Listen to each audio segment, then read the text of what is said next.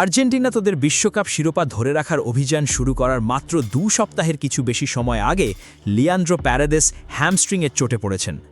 একের পর এক ইনজুরিতে জর্জরিত এখন আর্জেন্টিনা দল। দুশ্চিন্তায় কোচ স্ক্যালোনির ঘুম হারাম হয়ে গেছে। আমি নিশ্চিত এবার আর্জেন্টিনা বেশি দূর এগোতে পারবে না বিশ্বকাপে। 2022 সালে কাতারে ট্রফি জয়ী আর্জেন্টিনা দলের সদস্য ছিলেন প্যারাডেস। এমনকি ফ্রান্সের বিপক্ষে ফাইনালে টাই ব্রেকারে তিনি একটি গোলও করেছিলেন। 3.5 বছর পর কানাডা, মেক্সিকো এবং মার্কিন যুক্তরাষ্ট্রে অনুষ্ঠিত হবে এই টুর্নামেন্ট। এই টুর্নামেন্টের জন্য লিওনেল স্ক্যালোনির ঘোষিত 26 সদস্যের দলে জায়গা করে নিয়েছেন বোকা জুনিয়র্সের এই তারকা। তবে প্যারাডেসের চোটের খবরের পর আর্জেন্টিনা এখন তার ফিটনেস নিয়ে চরম দুশ্চিন্তায় রয়েছে।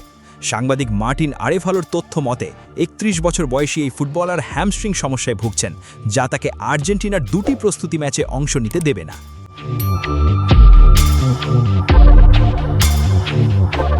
আগামী 6 জুন কাইল ফিল্ডে হন্ডুরাসের মুখোমুখি হবে লা আলবিসেলেস্তে। এরপর 10 জুন অবার্নের জর্ডেন হেয়ার স্টেডিয়ামে তারা আইসল্যান্ডের বিপক্ষে মাঠে নামবে। এরপর 16 জুন ক্যানসাস সিটিতে আলজেরিয়ার বিপক্ষে ম্যাচ দিয়ে 2026 বিশ্বকাপ অভিযান শুরু করবে আর্জেন্টিনা। তার সুস্থ হতে আনুমানিক 3 সপ্তাহ সময় লাগবে বলে ধারণা করা হচ্ছে, যার মানে উদ্বোধনী ম্যাচের আগে নিজের ফিটনেস প্রমাণ করতে প্যারাদেসকে সময়ের সাথে কঠিন লড়াইয়ে নামতে হচ্ছে। স্ক্যালোনির সেন্ট্রাল মিডফিল্ড অপশন সমূহ।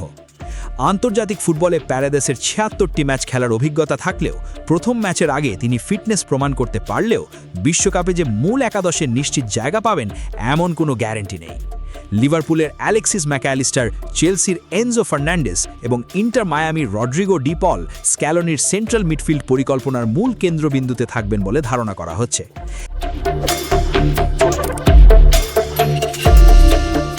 এমনও সম্ভাবনা রয়েছে যে স্ক্যালোনি 3 জনকেই একসাথে খেলাতে পারেন, অথবা 4-2-3-1 বা 4-4-2 ফরমেশনে যে কোনো দুজনকে বেছে নিতে পারেন।